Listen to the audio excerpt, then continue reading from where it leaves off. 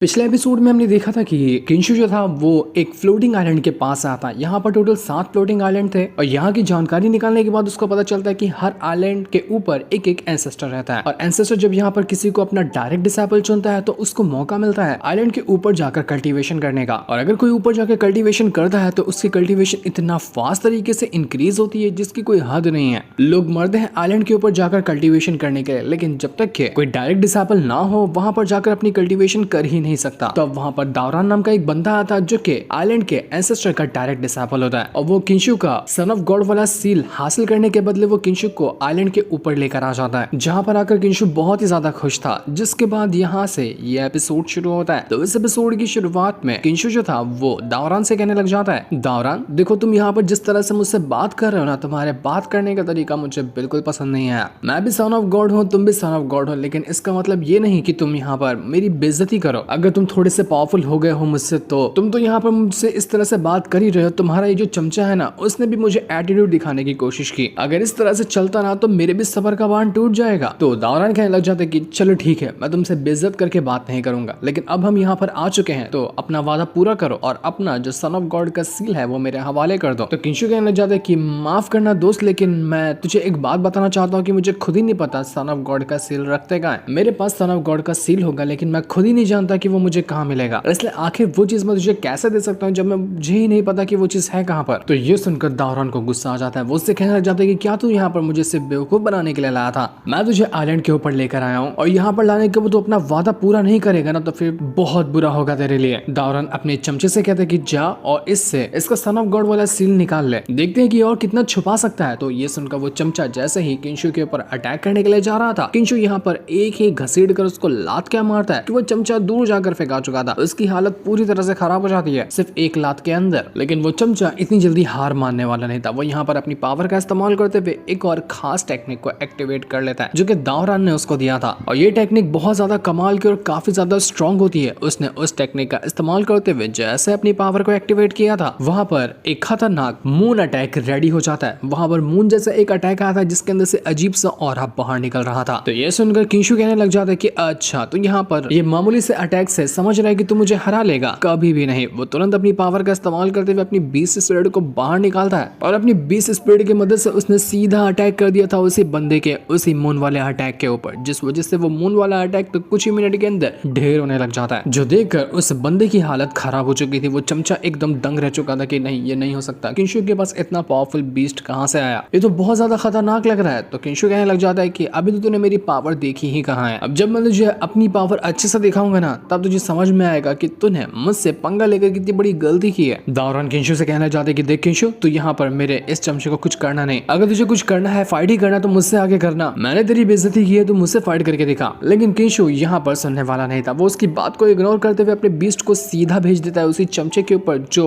खा कर उसकी कई सारी हड्डियां तोड़ देता है। वो बेचारा चमचा तड़प तड़प कर चिल्लाने लग गया था और उस बीस्ट ने उसकी वाट लगा दी होती है। किंशु दावरान से कहने लग जाता है कि दावरान देखो जिस तरह से तुम्हारे चमचे का हाल हुआ है ना अब तुम्हारा भी मैं वही हाल कर दूंगा। अगर आइंदा से तुमने मेरे सामने रिस्पेक्ट पेश नहीं की तो जब भी तुम मुझे देखो तो अच्छे से और रिस्पेक्ट के साथ मुझसे बात करना। लेकिन दावरान कहता है कि भाड़ में जा तू, मैं तुझे यहाँ पर जान से मार डालूंगा। आखिर तेरी हिम्मत कैसे हुई मेरे बंदे को मारने की, तू बचेगा नहीं। वो तुरंत यहाँ पर अपनी डिवाइन बॉडी को एक्टिवेट करने लगता है जो कि उसने अभी यहाँ पर सीखा था ताकि उसका इस्तेमाल करते हुए वो किंशु को जान से मार डाले। किंशु कहने लग जाता है कि यार अभी तेरे चमचे को सबक सिखाया, लगता है कि तेरी बारी है अब तुझे भी यहाँ पर सबक सिखाना पड़ेगा तभी तेरे भेजे में कुछ अकल आएगी। जैसे ही दावरान ने अपनी डिवाइन बॉडी को एक्टिवेट कर रहा था आसपास मौजूद जितने भी लोग होते वो लोग कहने लग जाते कि देखो तो जरा आसमान का रंग बदल गया, कितना खतरनाक ऑरा यहाँ पर बाहर निकल कर आ रहा है। ऐसा लगता है कि किंशु की वाट लगने वाली है। दावरान ने अपनी जब डिवाइन बॉडी को एक्टिवेट कर लिया है ना तो उसकी डिवाइन बॉडी इतनी ज्यादा स्ट्रॉन्ग है कि अगर दावरान के आसपास के लेवल का भी कोई बंदा हो ना उसका अटैक वो हैंडल नहीं कर सकता। और किंशु और दावरान के कल्टीवेशन में आसमान जमीन का फर्क है। किंशु तो उसके सामने बिल्कुल भी नहीं टिक पाएगा। किंशु ने दावरान से पंगा लेकर उसको गुस्सा दिलाकर अपने ही पैर पे कुल्हाड़ी मार ली और अब यहाँ पर उसका पैर कटने को तैयार है। मोटू भी यहाँ पर एकदम घबरा चुका था कि क्या होगा किंशु का। जोश में तो उसने यहाँ पर दावरान को पूरी तरह से भड़का कर रख दिया। अब ये दावरान हार नहीं मानने वाला, ये बहुत ज्यादा गुस्से में है। सभी लोगों ने यहाँ पे सोच लिया था कि किंशु मरने वाला क्योंकि उसके पास कोई कल्टीवेशन ही नहीं है और दावरान को तो देखो दावरान अपनी डिवाइन बॉडी को एक्टिवेट कर चुका है। दोनों का आपस में कोई मैच ही नहीं है तो बचने का चांस भी नहीं।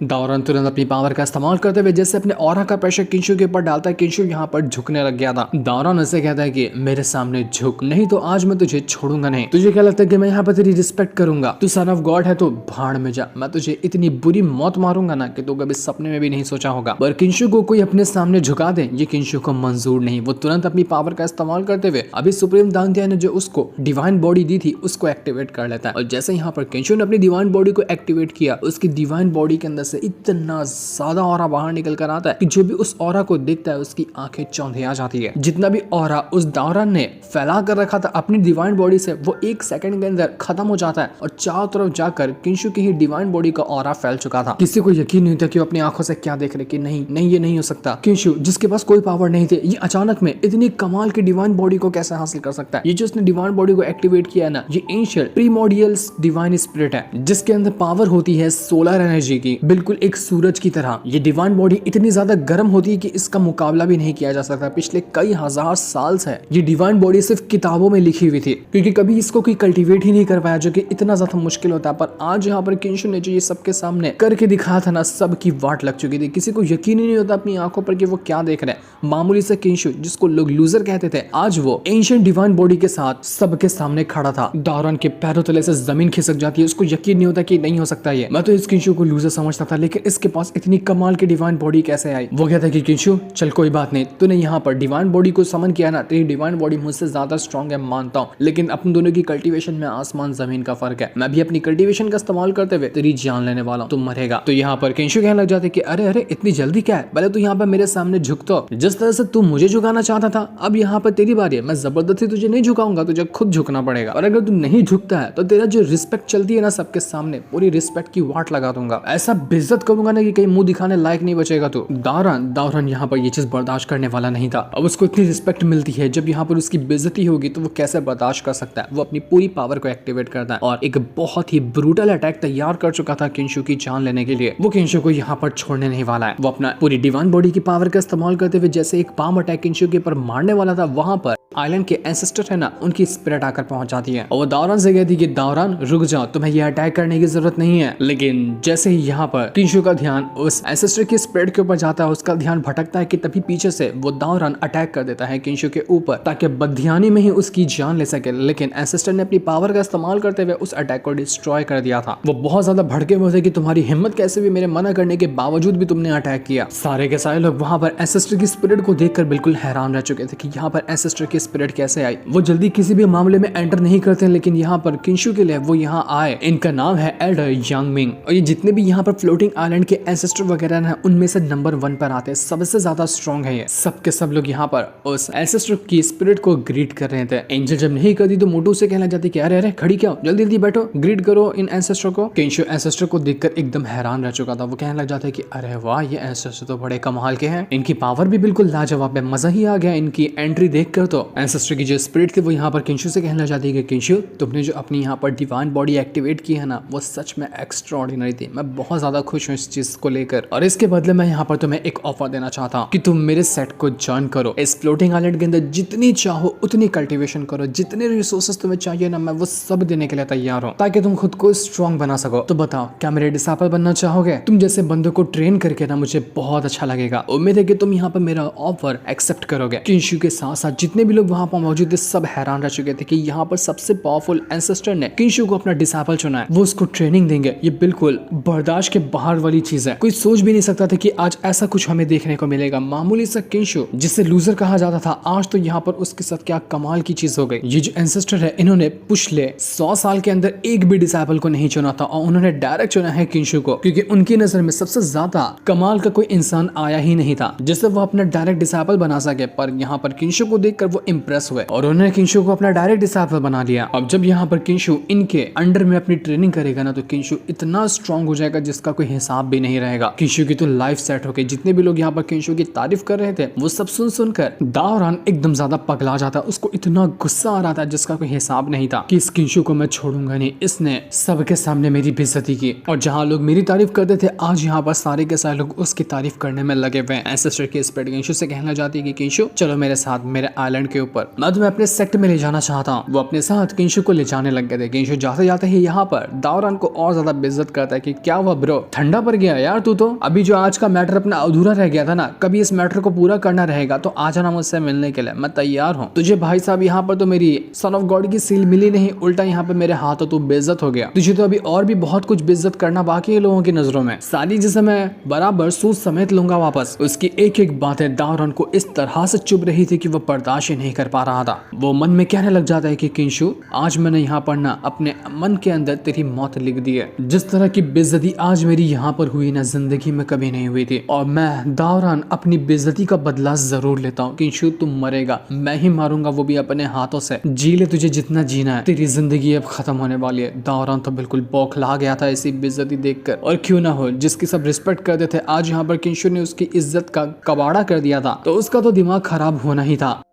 जिसके बाद हम किंशु को देखते हैं, वो अभी जो एंसेस्टर आए थे यानमिंग, उनके फ्लोटिंग आइलैंड के ऊपर आ जाता है। ये आइलैंड बहुत ज्यादा खूबसूरत है, जहां पर दावरान रहता है उससे तो ज्यादा ही खूबसूरत है ये, क्योंकि एल्डर यानमिंग है सबसे ज्यादा स्ट्रॉन्ग, तो उनका आइलैंड भी सबसे ज्यादा कमाल का था। वो किंशु को अपने पास बुलाते हैं, अपने महल के अंदर रखते हैं, और यहाँ पर आने के बाद किंशु कहने लग जाता है उनसे कि एल्डर यानमिंग, आपका बहुत बहुत शुक्रिया जो आपने मुझे इतनी बड़ी अपॉर्चुनिटी दी। मैं नहीं बता सकता कि मैं आपका शुक्रिया कैसे अदा करूंगा। तो एल्डर यानमिंग कहते कि तुम्हें कुछ भी करने की जरूरत नहीं है, बल्कि मैं यहाँ पर खुश हूँ तुम्हें देखकर। तुमने जो अपनी सोलर डिवाइन बॉडी एक्टिवेट की है ना, शायद तुम नहीं जानते होगे कि ये कितनी ज्यादा कमाल की है। उस तरह की डिवाइन बॉडी को मैं खुद यहाँ पर हासिल नहीं कर पाया था। इससे पहले मैंने सिर्फ एक बंदे के पास वो डिवाइन बॉडी देखी थी, जो कि करीब 10,000 साल पहले एग्जिस्ट करता था। उसके बाद पूरे 10,000 साल के अंदर एक भी इंसान ने इस सोलर डिवाइन बॉडी को हासिल ही नहीं कर पाया। लेकिन ये तुमने कैसे किया ना, मैं खुद यहाँ पर इस बात को सोच सोच कर हैरान हूँ। मैं ही क्या, जो भी तुम्हारे बारे में जानेगा ना, वो बिल्कुल पागल हो जाएगा। तुम्हें जो चीज मिली है ना, वो तुम्हें कल्टीवेशन की किस ऊंचाइयों पर ले जाएगी, तुम उसके बारे में सोच भी नहीं सकते। तुम्हारी इस डिवाइन बॉडी का अच्छे से इस्तेमाल करना और इसका फुल पोटेंशियल यूज करना, ताकि तुम खुद को स्ट्रॉन्ग बना सको। वैसे भी मैं ना यहाँ पर सेक्लूशन के अंदर जा रहा हूँ ताकि अपनी कल्टीवेशन इंक्रीज कर सकूँ। तो जब तक मैं यहाँ पर इस आइलैंड के ऊपर नहीं हूँ, बंद कमरे के अंदर कल्टीवेशन कर रहा हूँ ना, मैं चाहता हूँ कि मेरे इस आइलैंड को तुम संभालो। जो रिसोर्सेज चाहिए, जितनी कल्टीवेशन की चीजें चाहिए, सब कुछ तुम ले सकते हो, बस अपने को आपको स्ट्रॉन्ग बनाओ। जब तक कि मैं यहाँ पर नहीं आता, उम्मीद है कि जिम्मेदारी तुम संभालोगे। किंशु ये चीज सुनकर बिल्कुल हैरान रह चुका था कि एक तो यहाँ पर एंसेस्टर ने मुझे अपना डायरेक्ट डिसाइबल बनाया, उसके बाद पूरे के पूरे आइलैंड की जिम्मेदारी मुझे दे रहे, रिसोर्सेज की पूरी खुली छूट दे रहे कि जो चाहिए मैं वो इस्तेमाल कर सकता हूँ। आखिर इतना ज्यादा एहसान मुझ पर क्यों? उसको एक पल के लिए हल्का सा डाउट भी लग रहा था कि कहीं मामला कुछ गड़बड़ तो नहीं है ना। लेकिन एंसेस्टर जब वो बात करता तो वो इतना अच्छे से बात करते उससे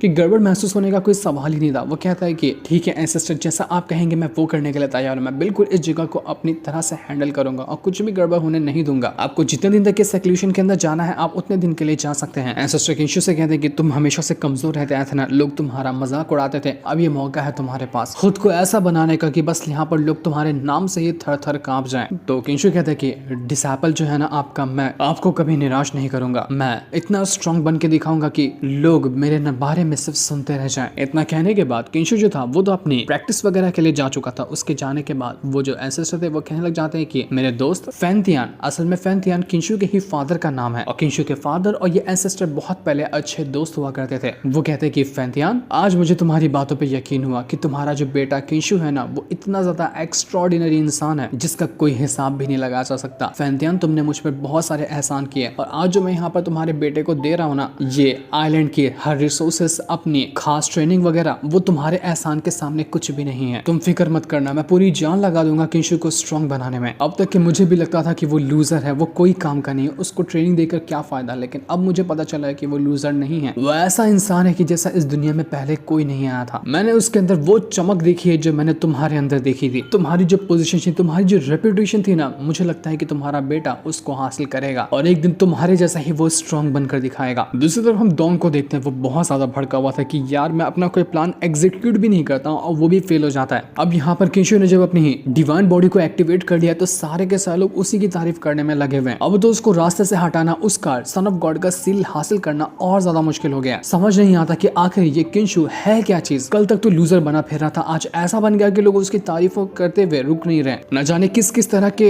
हिडन ट्रम्प कार्ड को उसने अपने अंदर छुपा कर रखा हुआ है। उसकी डिवाइन बॉडी ऐसी है कि इसके बारे में मैंने खुद कभी नहीं सुना था, पर मैं इतनी आसानी से शांत तो नहीं बैठूंगा। तो ओल्ड मैन कहता है कि आपको फिक्र करने की जरूरत नहीं। अब किंशु ने यहाँ पर अपना ट्रम्प कार्ड, जो कि उसकी डिवाइन बॉडी थी, वो बता दिया है ना, तो हम उसके हिसाब हिसाब से प्लानिंग कर सकते हैं कि कैसे उसको रास्ते से हटाया जा सकता है। तो डोंग कहता है कि नहीं, मुझे लगता है कि ये सिर्फ शुरुआत है, किंशु के पास और भी ऐसी ऐसी चीज होंगी ना जिसके बारे में हम सोच भी नहीं सकते। अब लगता है कि मुझे ही मैदान में उतरना पड़ेगा, मुझे भी खुद को स्ट्रॉन्ग बनाना पड़ेगा ताकि मैं खुद जाकर किंशु से उसका सन ऑफ गॉड का सील हासिल कर सकूं। इतना कहने के बाद वो अपनी प्रैक्टिस के लिए जा चुका था। उसके सामने एक व्हाइट टाइगर होता है जो कि बहुत ज्यादा स्ट्रॉन्ग नजर आ रहा था और वो यहाँ पर उसी के साथ फाइट करने में लग जाता है। उसके साथ फाइट करते हुए वो अपनी प्रैक्टिस कर रहा था ताकि खुद को स्ट्रॉन्ग बना सके और देखते ही देखते उसने यहाँ पर व्हाइट टाइगर की वार्ड लगा कर रख दी थी। वो अपनी पावर का इस्तेमाल करते हुए उस व्हाइट टाइगर को डिस्ट्रॉय ही कर देता है। मानना पड़ेगा ये डोंग भी कम स्ट्रॉन्ग नहीं है, ये भी अच्छा खासा स्ट्रॉन्ग बंदा है। अब लगता है कि इसकी और किंशु के बीच में कमाल का बैटल हमें देखने मिलेगा, जिस सीन को दिखाते साथ ही ये वाला एपिसोड यहीं पर एंड हो जाता है। Thanks for watching.